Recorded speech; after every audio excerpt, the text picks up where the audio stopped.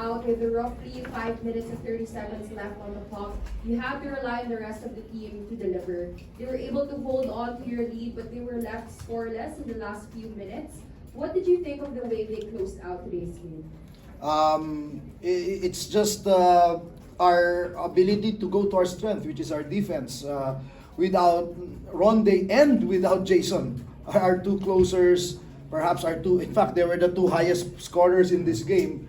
Both of them out, then it was incumbent upon our defense to hold the fort.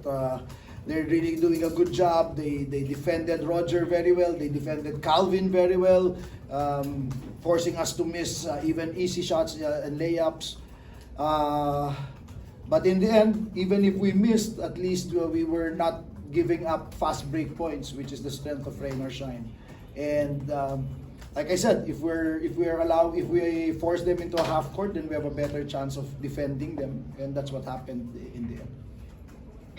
Poy, nabanggit na nga ni Coach Chot that, without RHJ, the momentum also momentarily shifted to the side of Rain or Shine. Sa loob ka ng court, what were you telling the other players that were with you on the floor to ensure na depensa ang magwawagi para sa team? Alam naman namin kung ano yung kailangan gawin para manalo, which is to play defense. So kung makikita nyo naman, talagang yung game towards the end, talagang we stuck together. Ang liit namin tingnan sa loob eh. Pero yun nga, talagang tiwala kami sa isa't isa, tapos nag-uusap kami. Kung makikita nyo, puro kami Bisaya yung last mga couple of, Hindi ko alam ano sinasabi nyo about me.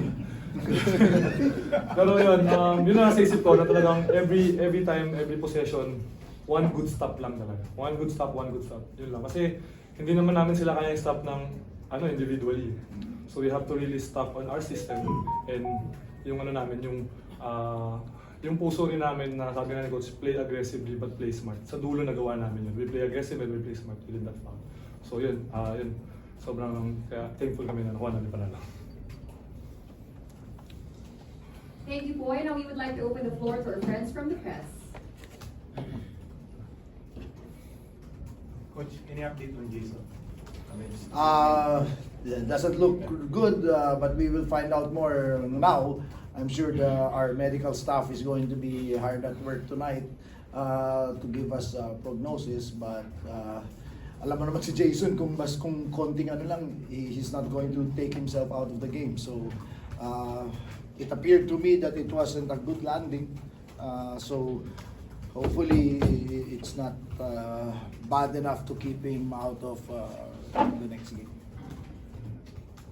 Coach, when Ronde fouled out, dahil on na-review, na-challenge pala, so kasi parang na-play na ata. Yes.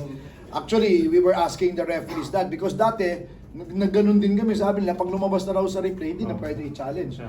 So we were wondering why now, lumabas sa replay, and then that they decided to challenge. So we have to get clarification from the technical committee regarding that. So that was a potential game changer. But like I said, as good an import as Ronde is, I think my trust on the other players is to the extent that we know that when push comes to shove, they're not going to lose hope. Walang bibigay. Pwede nila kaming talunin, they make tough shots, then they might beat us. Pero they have to beat us. Hindi yung kaming bibigay. Coach, do you feel like the series is still a close one even with that 2-0 lead, that puro dikit yung games? Oh, certainly. This could have been easily 2-0 the other way, right? That's how close the series is. So we don't feel that we're up 2-0 at all. And our approach for the next game is going to be as if we do not have that kind of an advantage. Coach, how concerning yung kay Jason considering ni-stretcher siya palabas. Alam naman si Jason, bira maganon. Like I said, very concerning from my standpoint nung tinignan ko yung replay.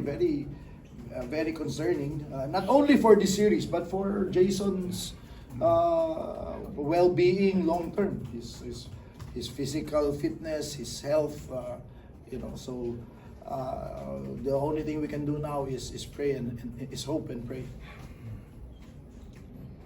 Poy, expecting na ano pa rin, ganito ka parang dikdikan yung labanan moving forward sa series? Ano lang, tiwala lang kami sa sistema namin, tiwala kami sa mga teammates ko.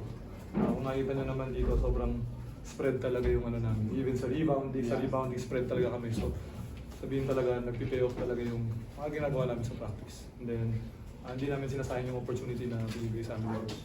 And then, syempre, we wanna win, kaya kami nandito. Sabi nga ni Coach, ni Boss Ricky, hindi naman kami pumunta dito sa series na to para hanggang dito na lang, di ba? So, yun. Poy, ayun nga, mention kanina yung calling out ni Rodney that led you to become the defensive person of the PNP. How hard was it in the last minute where you had to defend, you know, the big guys of Rain or Shine, and you had to do it, nawala si Rodney? It's really hard kasi ang laking kawalan ni Rodney. So, sobrang hirap. Pero yun nga, lagi ko nga sinasabi na yung we're capable as a team na dumipensa as a team. Hindi naman namin, although kaya namin dumipensa individually, pero mas malakas kami kung we defend as a team. So yun yung ginawa namin sa dulo. So yes, concerning na foul out siya, pero kung sino yung next na maglalaro, may tiwala kami dun. Coach, last game nag-struggle si Rodney with his shooting, and then tonight na foul out siya.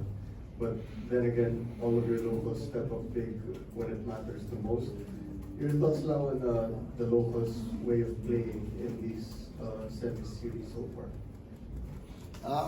I think we have a very potent all-Filipino lineup.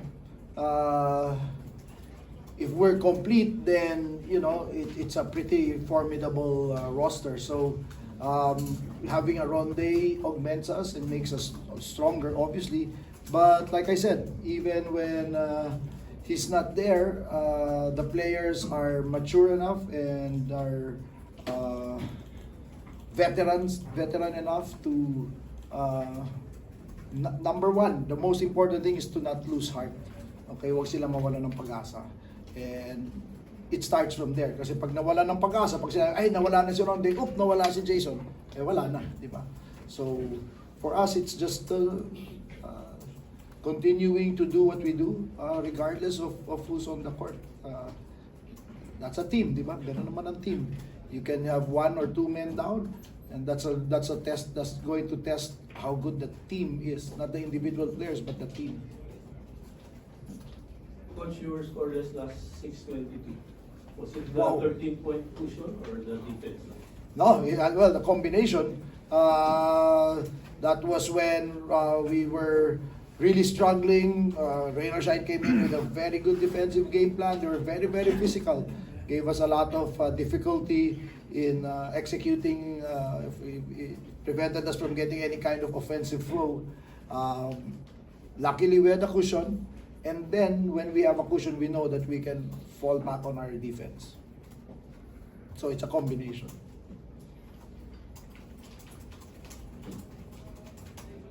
And that sums up our post-game press conference. And congratulations once again, Chot. Thank you. Thank you.